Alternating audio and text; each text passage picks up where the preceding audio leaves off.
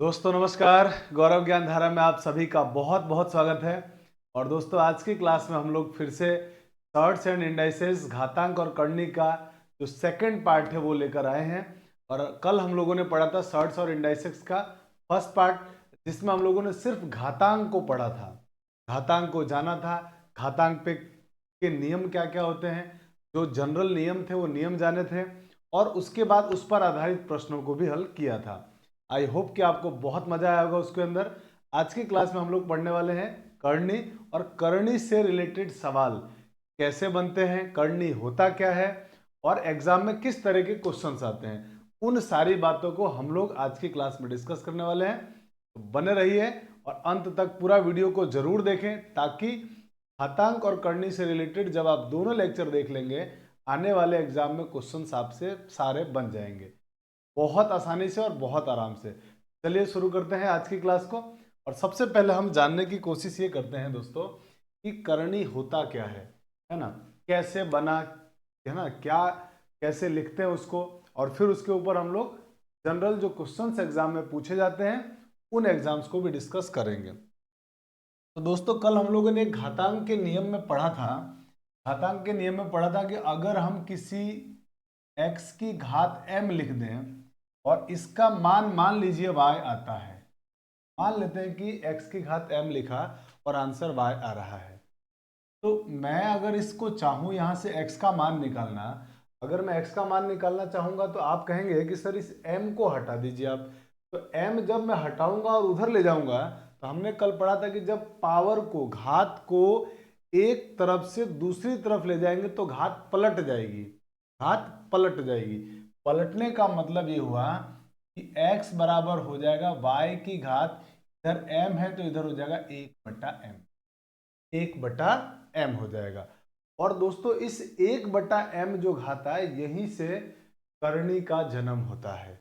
और इसी से करनी का जब जन्म होता है, इसको दुनिया वाले क्या करते हैं, ऐसा एक सिंबल बनाते हैं, इधर y को लिखते हैं, और ये जो 1/, में घात लिखी हुई है ना, इस घात को इसके अंदर लिख देते हैं, और इस प्रकार से हमारे पास करनी आ जाता है। और इस प्रकार से अगर करनी आ जाता है तो यही करनी का मेन डेफिनेशन है हमारे पास। आई होप कि आपको ये बात तो समझ में आ गई कि सर हाँ ये बात समझ में आ गई। अब ये बात समझ में आ गई तो हम इस बात को अपनी भाषा में कैसे समझेंगे। अपनी भाषा में दोस्तों हम लोग इसको मानने वाले हैं चोंच। चोंच के जैसा दिख रहा है ना, ये सिंबल ऐसा, ये चोंच है, ठीक है। तो इसको हम लोग चोंच मानेंगे। चोंच में जो भी होगा, चोंच में जो भी लिखा होगा, लिखा होगा से हाथ में 1/, करके लिखेंगे।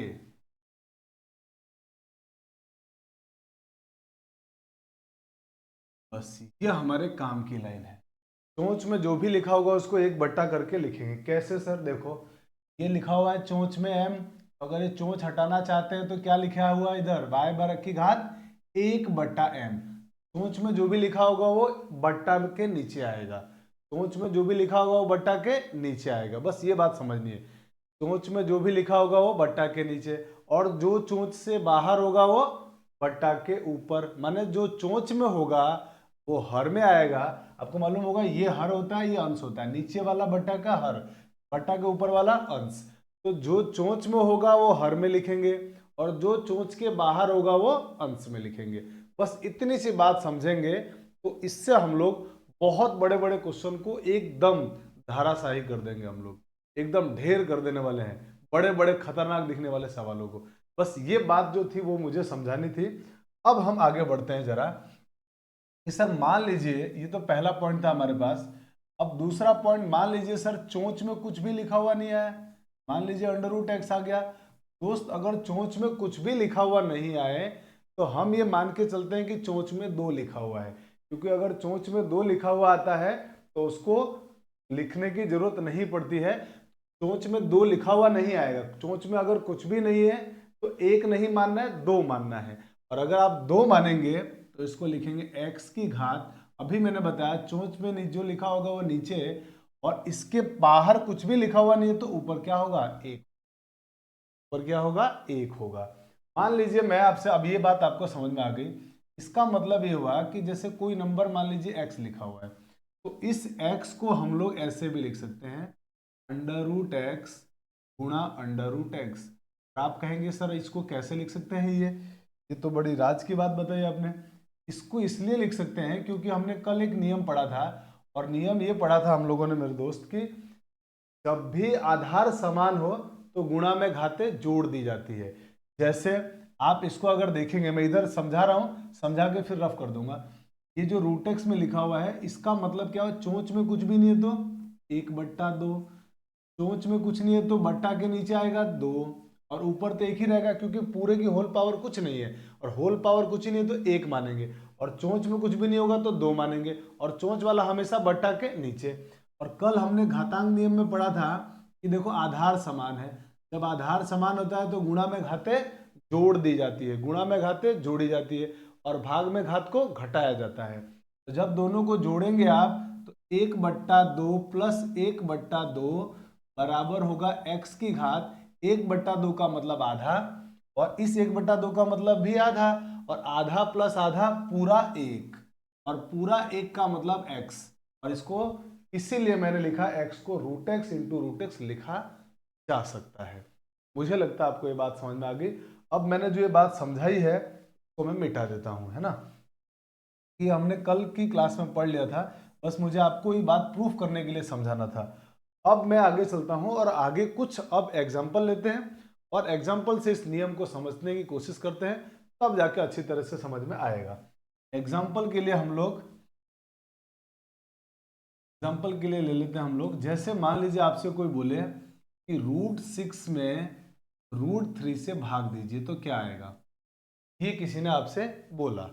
तो आप क्या करेंगे, आप कहेंगे कि सर ये जो √6 लिखा हुआ है ना, आप इसको लिख दीजिए ऐसे, रूट में 3/2।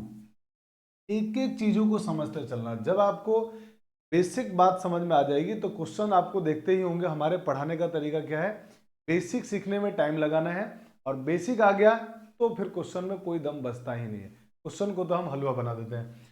और डिवाइडेड बाय 3। अब आप क्या करेंगे कि सर ये अलग अलग एक ही घर में थे, इनको अलग अलग कर दो, रूट गुणा √3 गुणा √2 बट्टा, अभी आपने कहा था कि किसी भी नंबर x को रूट में 2 बार लिख सकते हैं, ऐसे करके 3 को हम लिख सकते हैं √3 गुणा √3, और फिर ये √3 और ये √3 कट गया, हमारा आंसर हो गया फाइनली √2 बटा √। बिल्कुल सर, ये बात समझ में आ गई। तो इस तरह का चीजें आएगी तो हम आराम से उसको सॉल्व कर लेंगे। अब बढ़ते हैं थोड़ा अगले एग्जाम्पल की तरफ। अगला जो हमारा सेकंड एग्जाम्पल है उसको जरा जानते हैं। अगला एग्जाम्पल है कि मान लीजिए आपके पास कभी ऐसा लिखा हुआ आया, यहाँ पे चोंच में 3, यहाँ 2, और इसकी पावर लिखा आया 4। मान लीजिए ऐसा लिखा हुआ है, इसको कैसे सॉल्व करेंगे, जो बता रहा हूं एकदम वैसे ही आपको सोचते हुए चलना है। आसानी से बड़े बड़े क्वेश्चन कैसे बनेंगे वो आप देखना, अभी जब हम लोग आगे बढ़ेंगे बहुत खतरनाक दिखने वाले सवाल भी एकदम लल्लू क्वेश्चन होंगे। वो देखिए कैसे करेंगे। इधर से चलते जाइए, इधर से चलिए, और आधार को देखना है। किसको देखना है, आधार को। चलते समय मुझे पहला आधार कौन मिल गया, 2। 2 को लिख रहा हूं मैं। 2 लिखने के बाद ब्रैकेट बना के बट्टा का साइन बना, और बट्टा का साइन बनाने के बाद उस आधार से पीछे, आधार के पीछे कितने चोंच, आधार के पीछे 1 चोंच, 1 चोंच में कितना लिखा हुआ है, 3। तो जो चोंच में लिखा है वो बट्टा के नीचे, जो चोंच में नहीं लिखा है वो बट्टा के ऊपर। तो चोंच में क्या लिखा हुआ है, 3, तो बट्टा के नीचे। चोंच के बाहर घात क्या लिखी हुई है, 4, तो बट्टा के ऊपर। बस यही हमारे इस क्वेश्चन का आंसर है। जैसे सर एक और एग्जांपल बताइए, ये तो मुझे समझ में नहीं आया, एक और एग्जांपल लो आपके पास। जैसे मान लो लिखा हुआ आ गया √x y की पावर 4, ये फोर्थ लिखा हुआ है सोच के अंदर, और घात में लिख दिया मान लो किसी ने 3। अब बोला गया कि आप बताइए सर इसका मान। एकदम आसान है। देखो इसका आंसर कैसे निकालेंगे, इसका आंसर भी बहुत आराम से निकालेंगे। मैंने क्या बताया, इधर से चलते चलते आधार को पकड़ते चलो। तो इधर से चले जब हम लोग, तो पहला आधार कौन मिल गया, x, लिख दीजिए x। अब आप x के पीछे देखिए कितना चोंच, आप कहेंगे एक चोंच, यही चोंच आ रहा है। चोंच में कुछ लिखा हुआ है, नहीं लिखा हुआ है, नहीं लिखा हुआ है तो क्या लिखा हुआ मानेंगे हम लोग, 2। तो हम लोग लिखेंगे बट्टा के नीचे 2। और बाहर क्या लिखा हुआ है, 3। पहले आधार की बात कर रहा हूं मैं, बाहर क्या लिखा हुआ है, 3। ये 3 कहां आ जाएगा, ऊपर, इनटू। अब चले यहां से फिर हमारे को अगला आधार क्या मिल गया, तो आप कहेंगे सर अगला आधार मिला y, और अगला आधार y मिला तो इनटू में y, और इसके पीछे कितने चोंच, तो एक चोंच और ये एक चोंच, 2 चोंच। आधार लिखने के बाद पीछे जाके चोंच गिनने, तो 2 चोंच, 2 चोंच तो बटे के नीचे यहां से आएगा 4, यहां कुछ नहीं है चोंच में तो क्या लिखेंगे, इनटू में 2। चोंच के अंदर वाला हमेशा बटा के नीचे, चोंच के बाहर वाला हमेशा बटा से ऊपर। बाहर क्या लिखा हुआ है, 3, तो ऊपर आ गया। यही हमारे इस प्रश्न का आंसर है। आप चाहे तो 4 इंटू 2 करके 3/8 लिख दे, बाकी आंसर आ चुका है। मुझे लगता है आपको ये पूरी बात बेसिक बेसिक क्वेश्चन से मैंने सिखा दिया और आपको समझ में आ गया होगा।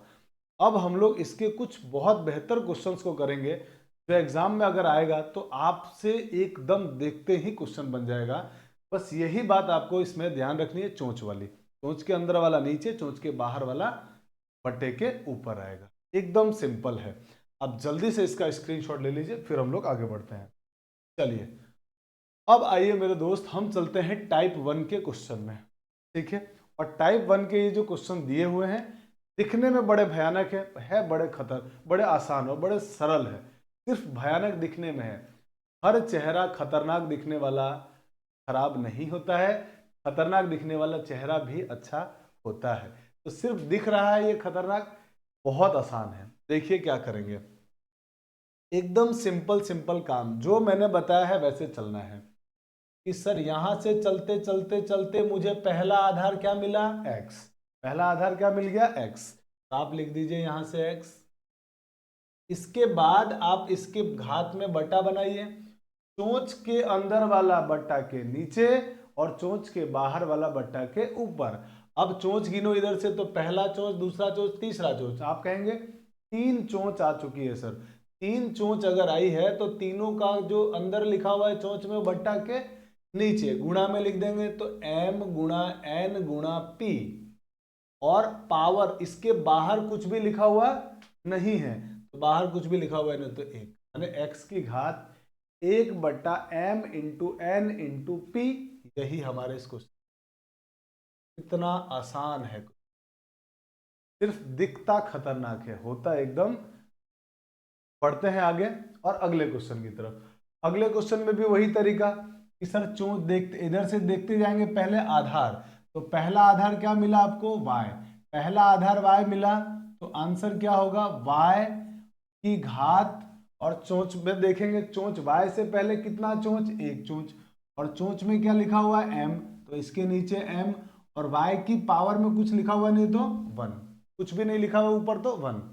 फिर चले, दूसरा चोंच क्या मिला मुझे, x। तो दूसरा हमारे को आधार क्या मिला, x, तो दूसरा आधार लिखा है x। अब इस आधार से पहले कितना चोंच, तो आप कहेंगे सर एक चोंच और एक चोंच, 2 चोंच। चोंच के अंदर क्या लिखा हुआ है, m और n, वो आ जाएगा नीचे m इंटू एन, और बाहर कुछ नहीं है तो 1। और यही हमारे इस प्रश्न का आंसर है। एकदम सिंपल है, बहुत आसान है, बस बेसिक बात को समझिए, क्वेश्चन तो एकदम हलवा बनेगा। चलिए जल्दी से स्क्रीनशॉट ले लीजिए, बढ़ते हैं आगे। और आगे हमारे पास अगला जो क्वेश्चन है तीसरा, वो ये है। अब आप कहेंगे कि सर ये तो बहुत खतरनाक दिख रहा है। एकदम खतरनाक नहीं है, इसके चेहरे पे मत जाओ, मासूम है ये बहुत।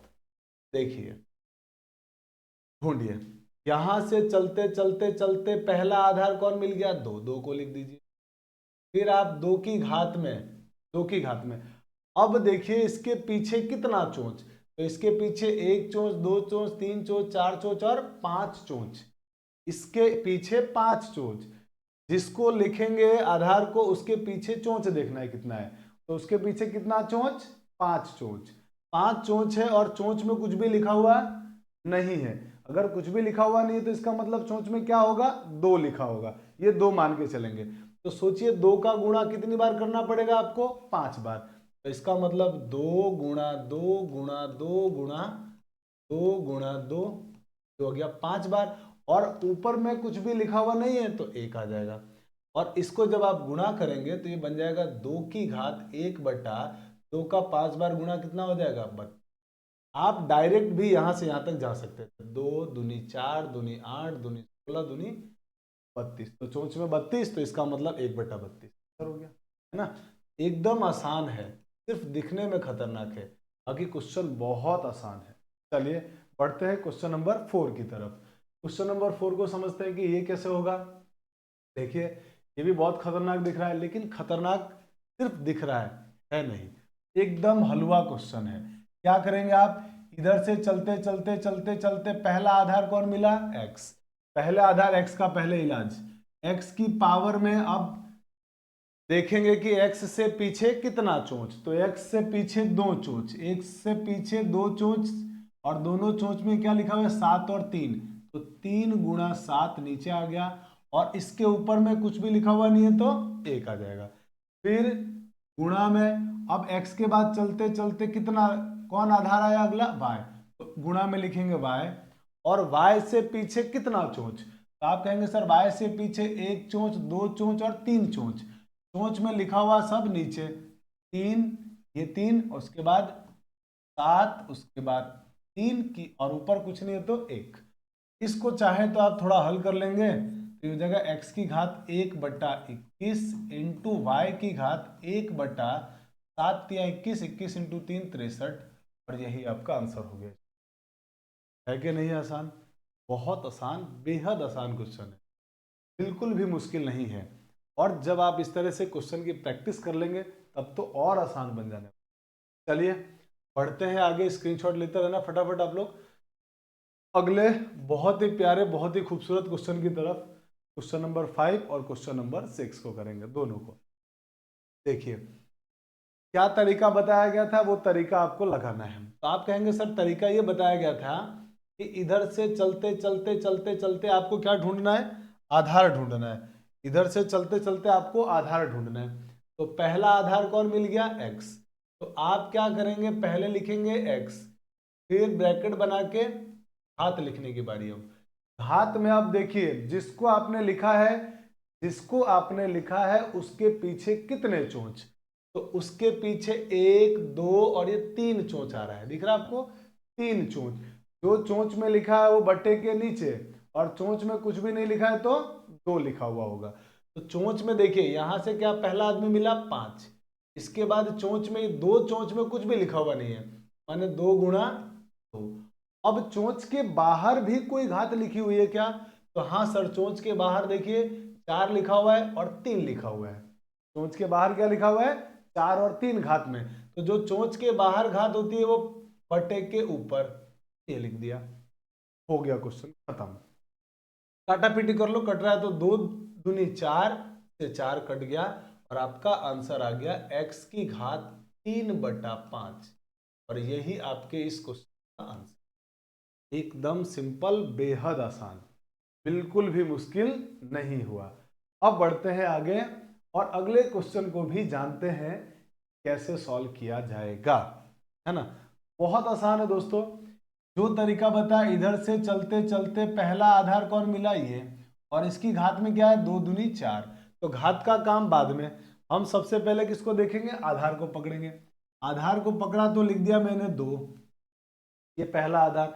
अब गिनेंगे कि 2 के पीछे कितना चोंच। तो आप कहेंगे कि सर 2 के पीछे चोंच है, एक ये और एक ये, 2 के पीछे 2 चोंच, 2 के पीछे 2 चोंच। चोंच में यहाँ क्या लिखा हुआ है 7, तो नीचे कितना आ जाएगा 7, गुणा इस चोंच में कुछ भी नहीं लिखा हुआ है तो 2, यहाँ आ गया 2।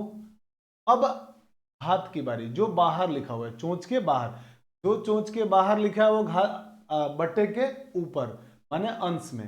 तो देखो पहला आदमी क्या मिला 5, ऊपर आ गया 5। दूसरा आदमी क्या मिला चोंच से बाहर 3। तीसरा आदमी चोंच के बाहर क्या मिला, तो आप कहेंगे सर तीसरा आदमी ये है घात, दिख रहा है आपको 2 की घात 2। तो आप कहेंगे सर 2 की घात 2 तो होता है 4, 2 की घात 2 होता है 4, तो इसको ऊपर लिख दीजिए, बस हो गया क्वेश्चन खत्म। इतना सा काम करना था, कितना आसान है। 2 से कट गया ये 2 बार, और अब कुछ भी कट नहीं रहा है, तो आपका उत्तर हो गया यहां से 2 की घात 5 इंटू 3, 15, 15 दूनी 30, 30/7, और यही हमारे इस का आंसर है। मुझे लगता है आपको मैंने चोंच नियम समझा दिया, और चोंच नियम आपको समझ में आ गया, और अब आप इस चोंच नियम पर आधारित कोई भी प्रश्न गलत नहीं कर पाएंगे, नहीं करेंगे। समझ में आ गई बात? पढ़ते हैं आगे, जल्दी से इसका स्क्रीनशॉट ले लीजिए। और फिर अब हम आते हैं हमारे टाइप 2 के क्वेश्चन में, कि करनी पर आधारित टाइप 2 के क्वेश्चन कैसे आते हैं और उनको कैसे बनाया जाता है। तो आइए दोस्तों शुरू करते हैं अगला। और अगला टाइप 2 आपके पास ये रहा। अब इस टाइप 2 के क्वेश्चंस को आपको सॉल्व करना है। पहले जानते हैं बेसिक, और बेसिक जानने के बाद इसका ऐसा पोस्टमार्टम करेंगे कि फिर जब भी ऐसा सवाल आएगा ना, आपको पेन पेपर की भी जरूरत नहीं पड़ेगी। पहले इस क्वेश्चन को जानते हैं, पहले इसका बेसिक बात सीखते हैं। ये बेसिक फंडा क्या है, सवाल चाहता क्या आपसे। क्वेश्चन वाला आपसे मेरे दोस्त इसकी वैल्यू मांगना चाह रहा है, ये कितना होगा। हमको मालूम नहीं है कितना होगा, मान लेते हैं इसका मान x है। अभी एक बार बस कॉन्सेप्ट सीखने के लिए मान लिया कि इसका मान कितना है, x है। ये हमने मान लिया, माना कि ये x है। मैं कलर चेंज कर लेता हूं, मान लेते हैं कि ये कितना है, मान लेते हैं कि इस पूरे का मान x है। लिख दिया मैंने यहां से, माना √6 plus √6 plus √6 plus dot dot dot infinite, और अनंत, इसको बोलते हैं अनंत। इस सिंबल किसका नाम है, अनंत का। इसका मान लिया हमारे पास x है। अनंत आ गया मतलब समुद्र है, अनंत मतलब बहुत बड़ा, जो हम कल्पना भी नहीं कर सकते। तो अनंत का मतलब बहुत बड़ा, और बहुत बड़ा को हम मान लेंगे कि समुद्र है। ये समुद्र में से अगर 1 लोटा पानी निकाल दो, 2 लोटा पानी निकाल दो, 3 लोटा पानी निकाल दो, तो कोई फर्क नहीं पड़ने वाला है। बस यही कॉन्सेप्ट हम लोग इस सवाल में लगाने वाले हैं। तो ये पूरा का पूरा क्या है, समुद्र है। अब इस समुद्र में से 1 लोटा अगर पानी निकाल दिया जाए, तो क्या इस पे कोई फर्क पड़ेगा। आप कहोगे बिल्कुल फर्क नहीं पड़ेगा, तो कोई असर भी नहीं पड़ने वाला है। तो मैं क्या कर रहा हूं, पहले ये रूट हटाने की कोशिश कर रहा हूं। जो मेथड है वो मैं बता रहा हूं आपको, बाद में क्वेश्चन का पोस्टमार्टम कर देंगे हम लोग ऐसा कि ये बिल्कुल देखते ही बन जाएगा सवाल, है ना। तो पहले इस रूट को हटाने के लिए क्या करेंगे, आपके को कुछ लोगों को समझ में आ गया होगा। तो रूट हटाने के लिए दोनों तरफ वर्ग करेंगे, दोनों तरफ वर्ग करने पर, और जैसे ही दोनों तरफ आप वर्ग करेंगे, ये टोपी इसकी उड़ जाएगी, ये रूट कैंसिल हो जाएगा, और बचेगा 6 plus √6 plus √6 plus dot dot dot dot, ऐसे ही इनफाइनाइट। और इधर भी तो स्क्वायर होगा ना, वर्ग इधर भी होगा, तो इधर हो जाएगा x²। बात समझ में आ गई। फिर आप कहोगे कि सर आपने इसको बोला था कि ये तो समुद्र है, तो समुद्र में से अगर आपने एक रूट हटा लिया, तो इसको कोई फर्क पड़ेगा क्या, बिल्कुल नहीं पड़ेगा। मतलब ये आज भी x ही है, ये बदला नहीं है। क्यों, क्योंकि इस पूरे का मान ही तो x है, और इस समुद्र में से अगर एक आपने रूट हटा लिया, तो इसको कोई असर थोड़ी पड़ेगा भाई, कोई फर्क नहीं पड़ने वाला है इसको। माने ये पूरा का पूरा x ही रहने वाला है। यानी सर अब आप इसकी जगह ये काम करो, को लिख दो 6 प्लस x बराबर x²। आपको इसका मान ज्ञात करना था, माने x का मान ज्ञात करना। तो इस समीकरण को हल करके x का मान निकाल दो। तो इन सबको उधर ट्रांसफर करो, उधर भेजोगे आप, तो भेजोगे तो क्या होगा, x² तो अपनी जगह, ये x उधर जाके -x, 6 उधर जाके -6 बराबर 0। और ये बन गया है द्विघात समीकरण, द्विघात समीकरण। और द्विघात समीकरण को हल करने के लिए आप लोगों को छोटी क्लास में, माना 10वीं क्लास तक के अंदर, बबली मैडम ने इसको हल करने का नियम बताए थे, बहुत सारे नियम। उसमें से एक नियम लगा के हम इसको सॉल्व कर लेते हैं, और वो नियम है गुणनखंड विधि। और गुणनखंड विधि से इसको हल करेंगे। तो मेरे दोस्त वहां पर मैडम ने ये बताया था, बबली मैडम ने, कि इन दोनों का गुणा करो। गुणा करने पर आ रहा है -6, बीच में कुछ नहीं लिखा हुआ है तो -1।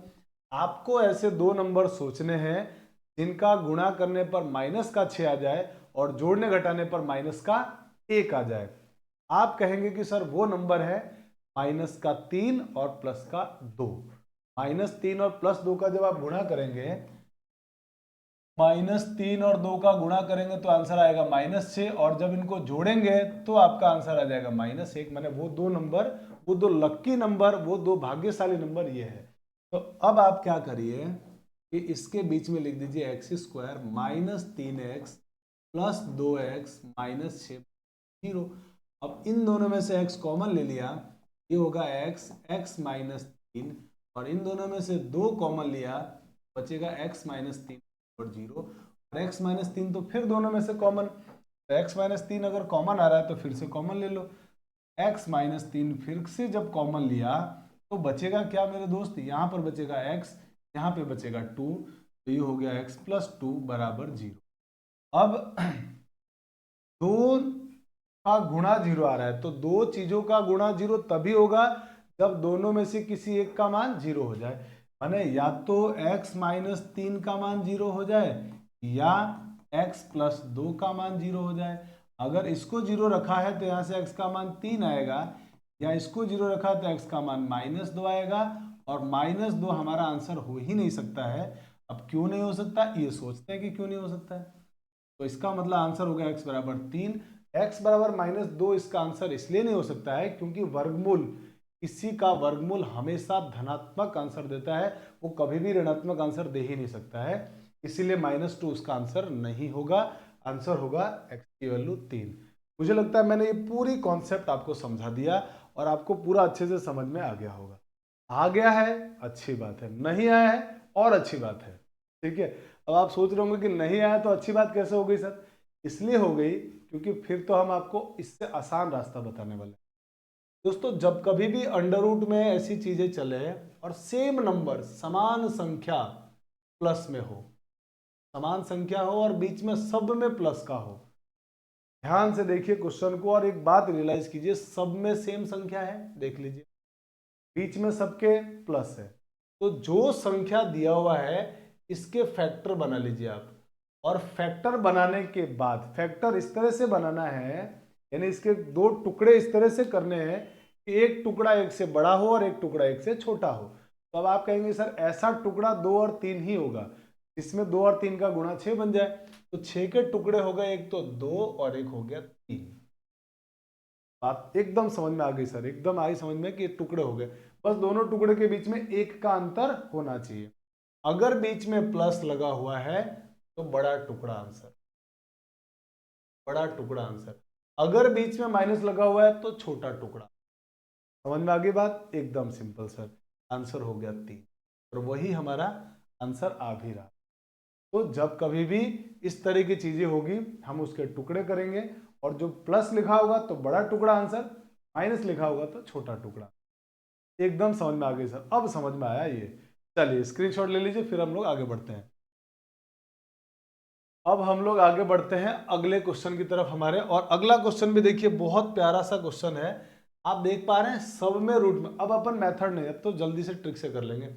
अब देखिए सब में रूट के अंदर 12 लिखा हुआ है, तो अब 12 के टुकड़े करेंगे, और अब बीच में प्लस है या माइनस है तभी ये नियम काम करेगा। 12 के टुकड़े करने हैं 2, और इस तरीके से करने हैं कि दोनों के बीच में एक का अंतर हो, तो आप कहेंगे ऐसा टुकड़ा सर 3 × 4 होने वाला है। बीच में अगर प्लस है, बीच में प्लस है तो आंसर हो जाएगा बड़ा वाला, बड़ा वाला होने का मतलब आंसर हो गया 4, और यही इस क्वेश्चन का आंसर। ठीक है, हलवा बन गया कि नहीं बन गया, बन गया ना। चलिए बढ़ते हैं आगे और अगले क्वेश्चन की तरफ। अगला क्वेश्चन है 56, सेम क्वेश्चन है, फिर से वही काम सर, इसके टुकड़े 8, 7 × 8 हो जाएगा 56, एक टुकड़ा हो गया 7 और एक टुकड़ा हो गया इसका 8, और बीच में क्योंकि इसके प्लस लगा हुआ है, प्लस लगा हुआ है इसलिए बड़ा टुकड़ा हमारा आंसर हो गया इसका भी ऑप्शन आंसर। बढ़ते हैं आगे अगले क्वेश्चन में। अगला क्वेश्चन भी कुछ इसी तरीके का है, यदि 4 बराबर ये लिखा हुआ है, तो कह रहा है कि x किसके बराबर होगा। अब जरा सोचिए, मान लीजिए 4 लिखा हुआ नहीं होता, तो आप इस क्वेश्चन में क्या करते हैं, आप करते कि सर इसके टुकड़े बना देते हैं, इसके टुकड़े, दो टुकड़े ऐसे बनाते हैं कि एक छोटा और एक बड़ा हो, तो मान लिया एक टुकड़ा ए आ गया, एक टुकड़ा आ गया a+1, मान लेते हैं कि यही आया, है ना, ये इसका टुकड़ा आया। अब आप कहेंगे कि सर सबके बीच में प्लस का चिन्ह, सबके बीच में प्लस का निशान है, तो आंसर क्या होगा, बड़ा टुकड़ा। तो बड़ा टुकड़ा आंसर में मतलब a+1 आंसर होगा। और a+1 आंसर कितना दिया है क्वेश्चन में, 4 दिया हुआ है। इसका मतलब a+1 का मान कितना है इसमें, 4। और a+1 का मान 4 है, तो a+1 बराबर 4 का मतलब a का मान कितना आ जाएगा, एक उधर जाके घटेगा, 4 में से घटाएंगे तो कितना आ जाएगा, 3। a का मान 3 आ गया, a+1 का मान 4 आ गया। तो जरा बताओ x क्या होगा। तो आप कहेंगे सर x कैसे आता है, इन दोनों टुकड़ा का गुणा करने पर आता है। इसका मतलब a गुणा a+1 का मतलब a का मान 3 और a+1 4 क्या मेरे दोस्त, इसका 12 और ऑप्शन नंबर सी आंसर होगा। और वैसे भी आप सोच लो, ऑप्शन में भी वैल्यू रख के देखोगे 12 12 12, तो 4 कब आएगा, 12 रखने पे तो आएगा x की वैल्यू, 20 रखोगे तो 5 आएगा, 16 रखोगे तो इसके फैक्टर नहीं बनेंगे, दो छोटे छोटे, दोनों के बीच में 1 का गैप, 8 में भी बन नहीं रहा है, तो ये दोनों तो वैसे ही कट गया।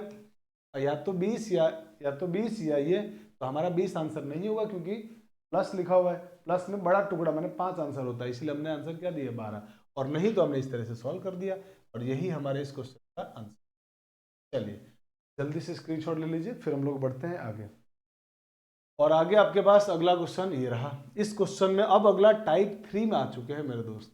टाइप 3 के क्वेश्चन में मैंने आपको क्या बताया कि जब कभी भी ऐसे रूट में संख्या चलती जाए, रूट में संख्या चलती जाए और जो भी नंबर लिखा वो सेम नंबर हो और बीच में प्लस या माइनस, अगर बीच में प्लस है तो बड़ा टुकड़ा आंसर, माइनस है तो छोटा टुकड़ा आंसर। तो यहाँ पे आप देख पा रहे हैं 12 लिखा हुआ है, 12 के जब आप टुकड़े करेंगे तो ये क्या टुकड़ा होगा, 3 और 4, और क्योंकि बीच में माइनस लगा हुआ है का मतलब मेरा आंसर होगा छोटा टुकड़ा,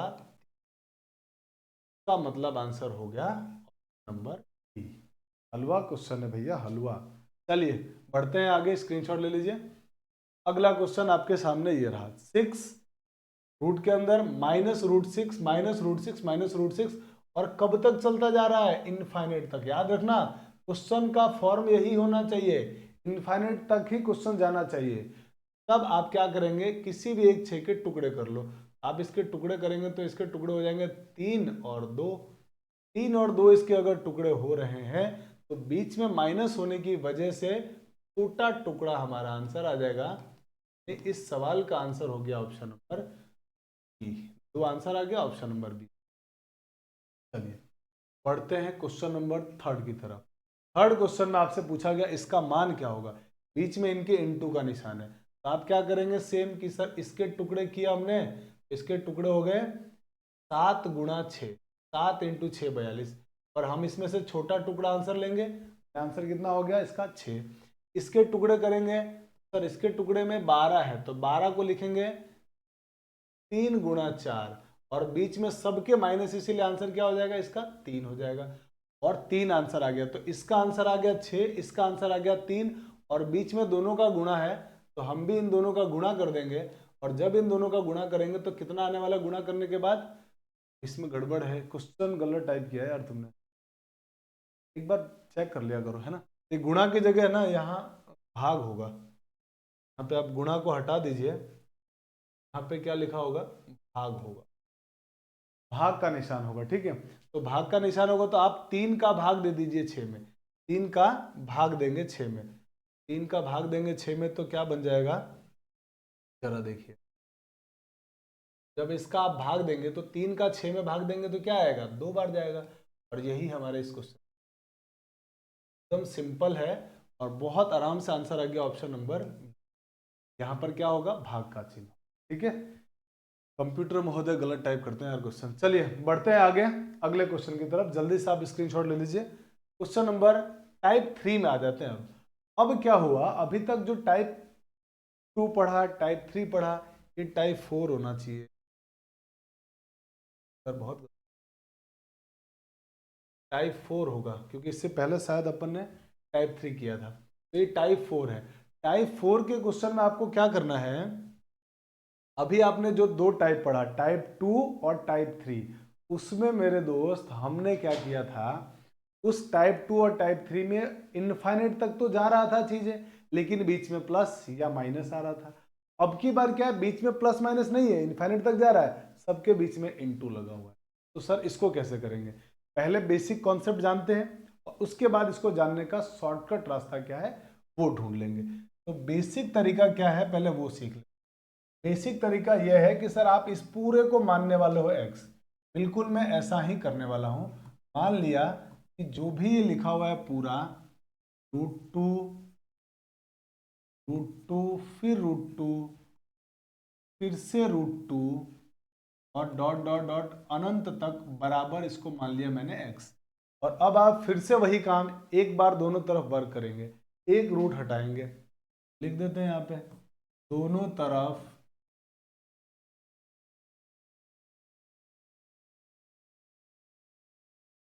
वर्ग करने पर, जब आप दोनों तरफ वर्ग करेंगे तो वर्ग करते एक रूट कैंसिल आउट हो जाएगा, क्या बचेगा 2 इंटू में √2 इंटू में √2 इंटू में √2, और ये चीज अनंत तक चलती जाएगी और बराबर आंसर हो जाएगा आपका x²। दोनों तरफ वर्ग कर दिया, वर्ग करते इसकी एक टोपी उड़ जाएगी, तो ये टोपी उड़ने के बाद ये पूरा नंबर यहां से यहां तक बचेगा और इधर क्या हो जाएगा x²।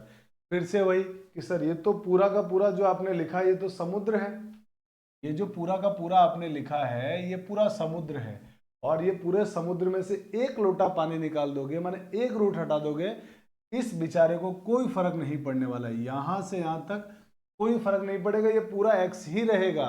यानी हम इसकी जगह फिर क्या लिख देने वाले हैं, x लिखने वाले हैं। तो क्या बन गया ये 2x बराबर x²।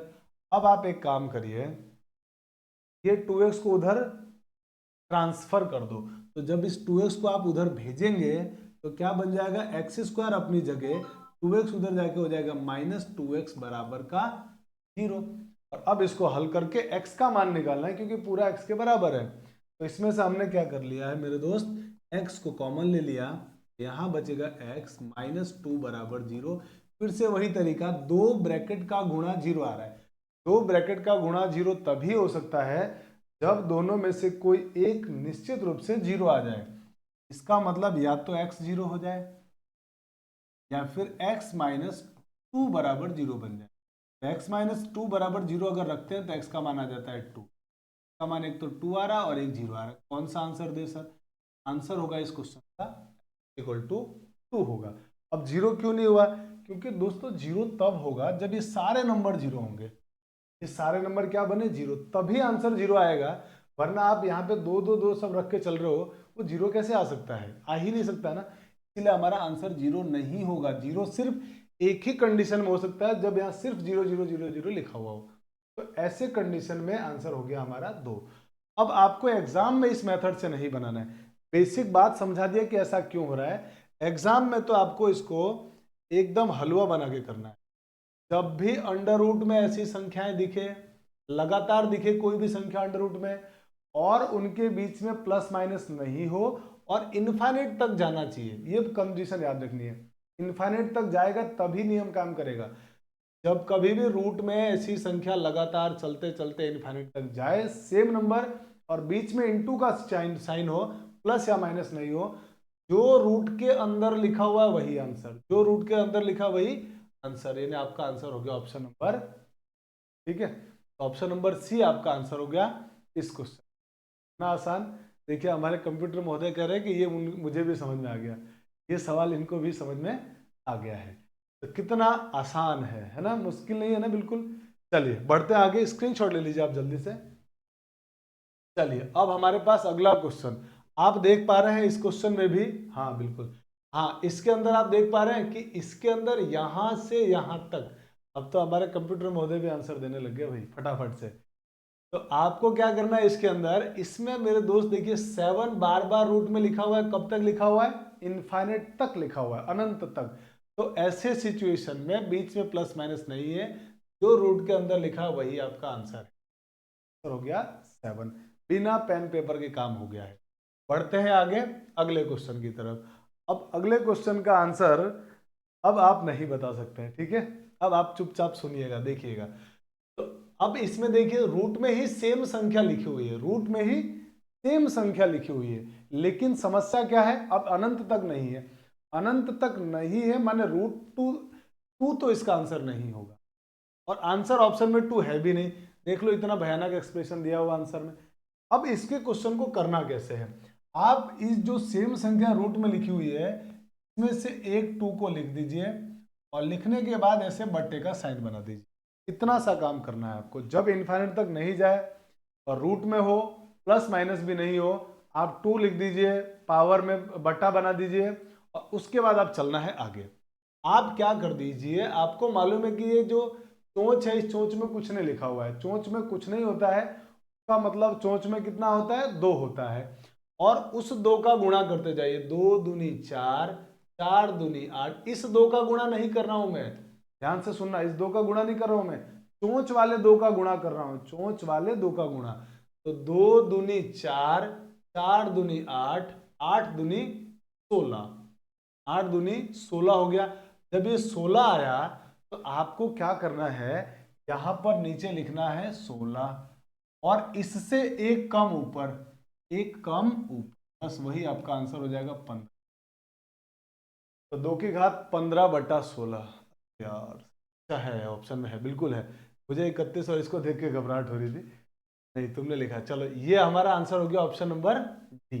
तो क्या बताया मैंने, जो भी लिखा है वो उसको लिखो पहले आधार वाले को, और चोंच वाले को आपस में गुणा करते जाओ, गुणा करते जाओ, और गुणा करने के बाद जो आएगा उसको नीचे लिखना है घात में, और इससे एक कम ऊपर लिख दो, बस आपका आंसर है ना आसान। अब बढ़ते हैं, एक और बेहतर क्वेश्चन करते हैं ताकि आपको और समझ में आ जाए।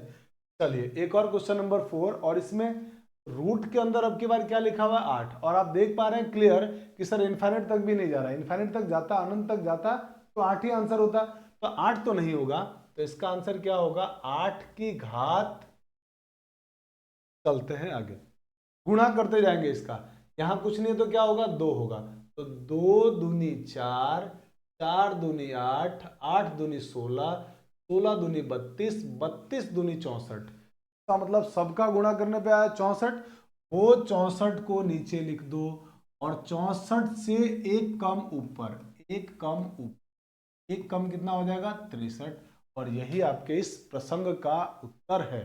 इस प्रसंग का उत्तर आ गया है 8 की घात 63/64। है ना आसान, एकदम आसान है, बहुत आसान है। चलिए बढ़ते हैं आगे, और आगे टाइप 4 में कल हम लोगों ने बड़ा छोटा का क्वेश्चन हमने घात में भी पढ़ा था, घातांक में भी पढ़ा था, और वहां पे मेरे दोस्त हम क्या कर रहे थे, हम ये देख रहे थे कि किसी भी संख्या को, किसी भी घातांक वाली संख्या को बड़ा या छोटा अगर आप देखना चाहते हैं तो या तो उसके आधार को बराबर करिए या घात को बराबर करिए। जब तक आधार और घात बराबर नहीं होंगे आप बड़ा और छोटा डिसाइड नहीं कर सकते। यहां भी वही कॉन्सेप्ट काम करेगा, आपको आधार या घात को बराबर करना पड़ेगा। तो कैसे करना पड़ेगा जरा समझते हैं। जैसे √2 लिखा हुआ है, तो मुझे ये बताइए, मैं थोड़ा सा पहले आपको कॉन्सेप्ट सिखा देता हूं, है ना, फिर क्वेश्चन की तरफ चलेंगे। थोड़ा कॉन्सेप्ट सीखिए। जैसे मान लीजिए मैं आपसे कहूं कि √3 और 2 की घात में लिखा हुआ आ गया है आपके पास 6, 3 ले लेते हैं 3। आपसे मैंने पूछा कि इन दोनों में कौन बड़ा होगा, ये बड़ा होगा या ये बड़ा होगा, है ना, ये आपको मान लीजिए बात डिसाइड करनी है। तो आप कहेंगे कि सर एक काम करते हैं ना, पहले तो लिखते ये है क्या, तो आप कहेंगे सर ये लिखा हुआ है 3, और 3 आधार के पहले पीछे कितना चोंच, एक चोंच, तो आपने बताया था कि जितना चोंच है उसको नीचे लिखना है, चोंच में कुछ भी लिखा हुआ नहीं है तो 2 नीचे और 1 ऊपर। फिर यहाँ पे आएंगे तो ये 2 की घात, चोंच में लिखा हुआ है 3, वो नीचे, और कुछ नहीं लिखा है तो ऊपर।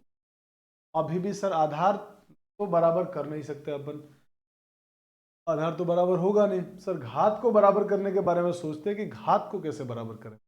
तो ऐसी कंडीशन में घात को बराबर करने के लिए आप क्या करेंगे, जो आपके पास यहां नीचे लिखे हुए हैं ना 2 और 3, इनका एलसीएम ले लीजिए, 2 और 3 का एलसीएम।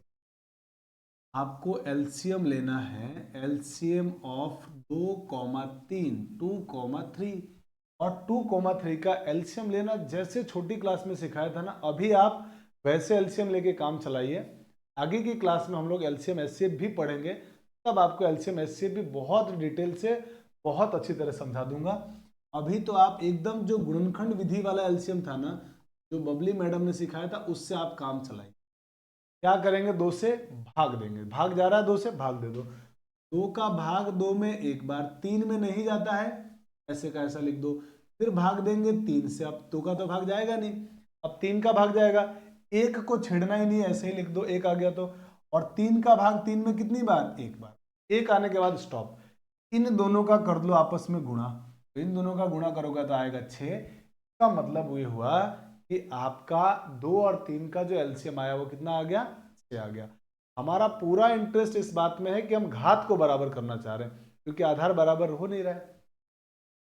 अब आप एक छोटा सा काम ये करिए कि यहां पर जो 3 लिखा हुआ है 1/2 घात में है, इसमें आप 6 से ऊपर नीचे गुणा भाग कर दीजिए। कर सकते हैं ना, 6/6 का मतलब एक ही होता है, और 1 से गुणा भाग करने में कोई दिक्कत नहीं। कॉन्सेप्ट सिखा रहा हूं, क्वेश्चन को हम ऐसे नहीं करेंगे, क्वेश्चन का करने का तरीका भी आपको मैं बताऊंगा। 1/3 और ये 6/6। अब आप कहेंगे कि सर ये 2 से 6 कट गया 3 बार, और ये 3 से 6 कट गया 2 बार। और अब मैं इस बात को जरा इधर लिख देता हूँ, मैं इसको मिटा देता हूँ लाइन को, चलेगा लाइन छुपा। इधर हम लिख लेते हैं इसको, है ना। इधर लिखेंगे तो हमारे पास क्या आ गया है, 3 की घात 1/6, ये नहीं 3/6, सॉरी माफ कीजिए, 3/6, 3/6 आ गया है। तो 3/6 में मैं क्या कर रहा हूं, 3 को पहले लिख रहा हूं अंदर और 1/6 को बाहर। आप कहेंगे सर इसको ऐसा लिख सकते हैं क्या, बिल्कुल लिख सकते हैं। कल हमने एक नियम पढ़ा था ना, घातांक वाले नियम में x की घात m की घात n, तो मैंने आपको कहा था जरूरत पड़ने पे इसको अंदर इसको बाहर लेके जा सकते हैं, यानी x की घात n की घात m लिख सकते हैं, और जरूरत पड़ने पर इन दोनों का गुणा भी लिख सकते हैं, मैंने x की घात mn। तो ये गुणा में था, मैंने 3 को अंदर ले लिया, घात बराबर दिखे इसके लिए। और यहाँ देखिए, यहाँ इस 2 को अंदर ले रहा हूं मैं, तो ये बन जाएगा 2 की घात 2 की घात 1/6। अब मेरे दोस्त 3 की घात 3 होता है 27, 27 की घात 1/6, और 2 की घात 2 होता है 4, 4 की घात 1/6। इसका मतलब ये हुआ कि सर अब जो पावर है ना, घातांक है ना, वो बराबर आ चुका है। तो जब घातांक बराबर आ चुका है मेरे दोस्त, तो जिसका आधार बड़ा होगा, जिसका आधार बड़ा होगा वो बड़ा होगा। तो आधार किसका बड़ा है, तो आप कहेंगे सर 27 का आधार बड़ा है, माने ये बड़ा है, ये बड़ा है, माने ये संख्या से बड़ी है। और जो बड़ी होती है उसकी तरफ ये चोंच खुलता है, ये चोंच जो बड़ा होता है उसकी तरफ खुलता है, जो छोटा उधर होता है उधर बंद होता है, छोटे वाले की तरफ बंद होगा। अब सर पेपर में कैसे करेंगे, पेपर में आपको ऐसे नहीं करना है, एग्जाम हॉल में आपको ऐसे नहीं करना है। एग्जाम में कैसे करना है वो बता रहा हूं मैं, जरा देखिए। अगर यही सवाल एग्जाम में आया होता तो हम लिखते तो क्या इसको, 3 की घात 3 की घात लिखने वाले थे 1/2 और 2 की घात 1/3, ये तो लिख लेते हैं। अब 2 और 3 का एलसीएम निकाल लेते हैं, एलसीएम कितना आता है, 6 आ जाता है। अगर एलसीएम 6 आ गया है तो आप इसको 6 से गुणा कर दो, बस 6 से गुणा, तो 3 की घात 1/2 को 6 से गुणा कर दो, और 2 की घात 1/3 को भी 6 से गुणा कर दो। और जब आप 6 से इसको भी गुणा करेंगे तो होगा, कट के हो जाएगा 3, और ये 3 से कट जाएगा 2 बार, और 3 की घात 3 होता है 27, और 2 की घात 2 होता है 4। निश्चित रूप से 27 बड़ा होगा, इसका मतलब ये बड़ा है। तो एग्जाम में हम ऐसे करें। तो सर इस सवाल को कैसे करेंगे, देखिए सवाल को भी जानते हैं कैसे करने वाले हम लोग, तो इस सवाल को हल करते हैं। तो इस सवाल में आपको दिख रहा होगा कि सर 2 और 2 के पहले एक चोंच, और चोंच में कुछ भी नहीं है, माने 1/2। फिर आप कहेंगे कि सर 3, और 3 की पहले एक चोंच, और उस चोंच में लिखा हुआ है 3, माने 1/3। चोंच के अंदर लिखा हुआ बट्टे के अंदर, ये हमने बहुत अच्छी तरह प्रैक्टिस कर लिया है। फिर 4 की घात में 1/4, 6 की घात में 1। अब आप क्या करेंगे कि सर जो नीचे लिखे हुए हैं ना, इनका एलसीएम, 2 3 4 6 का एलसीएम। तो 2 3 4 6 का एलसीएम बिल्कुल छोटी क्लास के नियम के जैसा। तो छोटी क्लास के नियम के जैसा एलसीएम लेंगे तो क्या आएगा, 2, 3, 4, 6। अब आप कहेंगे कि सर जिसका भाग जा रहा है भाग दो, सबसे छोटी संख्या 2 का भाग जा रहा है। बिल्कुल बबली मैडम वाला नियम लगा रहा हूँ मैं, एलसीएम निकालना सिखा रहे हैं। वैसे इनका एलसीएम आप में से कई लोगों को आता होगा कि सर इसका एलसीएम आएगा 12, पर अभी मैं एक बार निकालना बताता हूँ ताकि जिन बच्चों को नहीं आता है या जो बहुत पहले भूल चुके हैं, आता था भूल गए हैं, एक बेसिक फंडा हो जाए कि चलो बेसिक बातों का तो एलसीएम हम निकाल लेंगे। 2 से भाग दिया एक बार, यहाँ आएगा 3, भाग नहीं जा रहा है, जिसमें भाग जा रहा है बस उसमें देना है। तो इसमें गया 2 बार, इसमें गया 3 बार। अब आप कहेंगे सर फिर 2 का भाग जा रहा है, इसमें तो नहीं जाएगा, ये नहीं जाएगा, इसमें एक बार और इसमें एक बार, 3 बार सॉरी, इसमें भाग नहीं गया तो एज इट इज लिख देंगे। बस जिसमें भाग जाएगा उसमें देना, नहीं जाएगा उसको नहीं देना, उसको एज इट इज लिखना है। अब 3 का भाग, 3 का भाग 1 आ गया तब तो कोई दिक्कत ही नहीं है, 3 एकम 3 और 3। अब सब 1 आ गए, बस इनका गुणा कर लीजिए। आप कहेंगे सर इनका गुणा करने पर आ रहा है 12, का गुणा करने पे कितना आता है 12, 12 आता है। तो बस 12 को सबकी घात से गुणा कर दो। तो 12 को अगर सबकी घात से आप गुणा करेंगे तो क्या आएगा, 12 को यहाँ गुणा करेंगे तो क्या बचेगा, 2 की घात 6। मैं देखो किसको गुणा कर रहा हूँ, 1/2 को गुणा कर रहा हूँ 12 से, 1/2 को घात को गुणा कर रहा हूँ 12 से, है ना, ध्यान रखना। इससे कटेगा तो क्या आंसर देगा 6। वैसे ही जब इसको भाग दोगे आप तो ये कितना होगा, 4 बचेगा घात में, क्योंकि 1/3 को 12 से गुणा करोगे तो 4 आ जाएगा, 3 की घात 4। सेम वैसे ही 4 की घात 3, सेम ऐसे ही 6 की घात 2। अब आप इसको देखिए कि इनके मान क्या क्या होंगे। आप कहेंगे सर इसका मान होगा 64, और 3 की घात 4 माने 3 का 4 बार गुणा, और 3 का 4 बार गुणा करोगे तो 81 आ जाएगा। और अगला है 4 की घात 3 माने 4 का 3 बार गुणा, तो 4 चौक 16 चौक 64। और फिर अगला आ गया 6 की घात 2 माने 6 का 2 बार गुणा, माने आंसर आ गया आपका 36। और आप देखिए इसमें सबसे बड़ा कौन है, तो आप कहेंगे सर सबसे बड़ा तो 81 है, इसका मतलब 3 की घात 4, इसका मतलब ये और इसका मतलब ये सबसे बड़ा है, तो ये हमारा आंसर होगा। और ये किस ऑप्शन में आ रहा है, बी में, यही हमारा आंसर। तो इस पहले क्वेश्चन को सॉल्व करने के लिए मैंने आपको पूरा कॉन्सेप्ट बता दिया, और कॉन्सेप्ट बताने के बाद एग्जाम में कैसे सॉल्व करना है वो भी मैंने आपको बता दिया। तो आई थिंक ये पूरी बात आपको समझ में आ गई कि बड़ा छोटा कैसे देखना है। कल घातांक वाले में भी बड़ा छोटा हमने देखा था, आज करनी वाले में भी बड़ा छोटा हमने देख लिया है। अब हम चलते हैं कुछ और अच्छे प्रॉब्लम की तरफ, तो आप जल्दी से इसका स्क्रीनशॉट ले लीजिए। चलिए बढ़ते हैं आगे और अगले बहुत ही प्यारे बहुत खूबसूरत सवाल की तरफ। और वो सवाल आपके सामने ये है, निम्न में न्यूनतम है, न्यूनतम कौन है, सबसे छोटा कौन है, ये पूछा गया है। तो फिर से वही काम कि सर 12 की घात 1/6 लिखा हुआ है, तो आप एक काम करिए बहुत आसान सा, तो लिख दीजिए 12 की घात 1/6, सोच में लिखा हुआ बटा में आएगा। 4 को लिख दीजिए 4 की घात 1/3, सेम वैसे ही 5 को लिख दीजिए तो ये बनेगा 1/4। और 3 के अंदर 3 के पहले एक चोंच में कुछ भी नहीं है तो मैंने 1/2, चोंच में कुछ नहीं है तो 2 नीचे आएगा बटा के। इसकी बहुत अच्छी प्रैक्टिस हम लोग कर चुके हैं।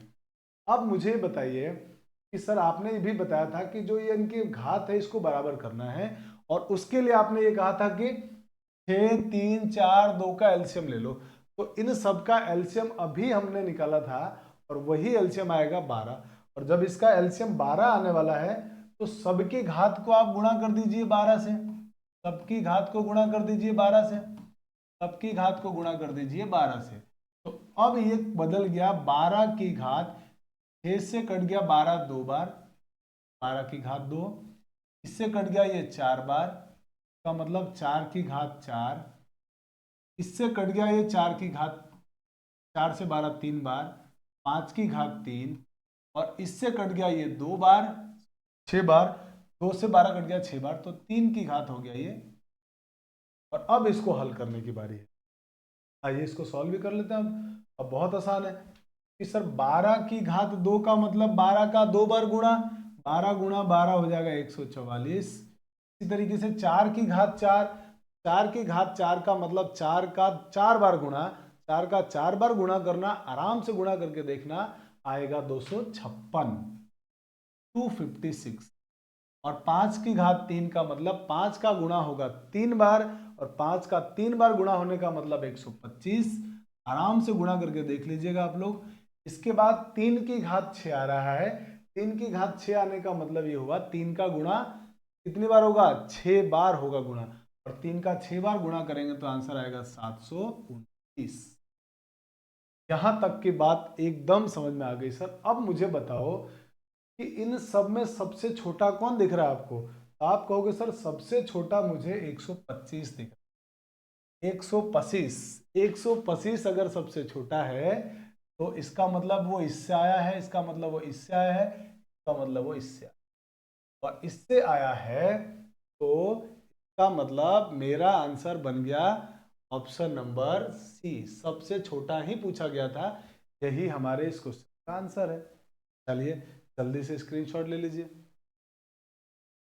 तो स्क्रीनशॉट ले लिया होगा आप लोगों ने। तो दोस्तों आज के क्लास में हम लोग इतना ही पढ़ने वाले हैं, और इसी के साथ हम लोग ने घातांक और करनी वाले टॉपिक को कंप्लीट कर दिया। आई थिंक आपको बहुत अच्छी तरह से समझ में आया भी होगा। और आगे की क्लास में कल हम लोग नया चैप्टर स्टार्ट करेंगे।